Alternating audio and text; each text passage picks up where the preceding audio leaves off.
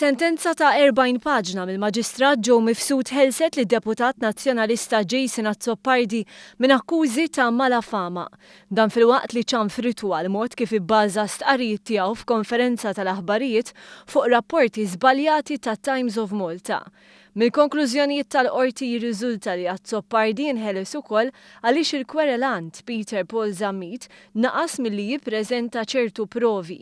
Bil-qorti tajt kif ma setax tifhem kif 9 xhur Zammit ma sabx il-ħin jitraskrivi l-kontenut tal-konferenza tal-aħbarijiet biex jindika b'mod ċar dak li qed jilmenta minnu.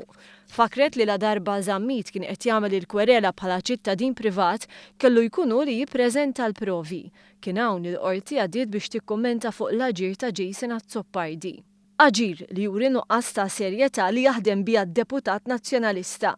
Fis-sentenza tagħha l-qorti ddikjarat li Azzopardi ma kien se jitlef xejn li stenna li jkollu r-rapport uffiċjali tal-Kummissarju tad-Dejta biex jagħti konferenza tal-aħbarijiet dwaru, għax fin-nuqqas ta' dan spiċċa bbaża l-argumenti tiegħu fuq rapport tat-Times of Malta b'titlu żbaljat. Però meta kkunsidrat dawn il-fatturi kollha li kellha qudiemha, il-qorti Illiberat lil Azzopardi.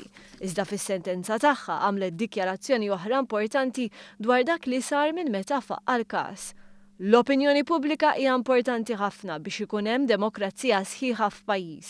F'pajjiżna m'għandniex qrati tal-poplu li jiddeċidu l-kawżi fit-triq ir-Repubblika fuq it-tsuntir tal-Knisja jew fil-ħwienet tal-Merċa, iddikjarat il-qorti.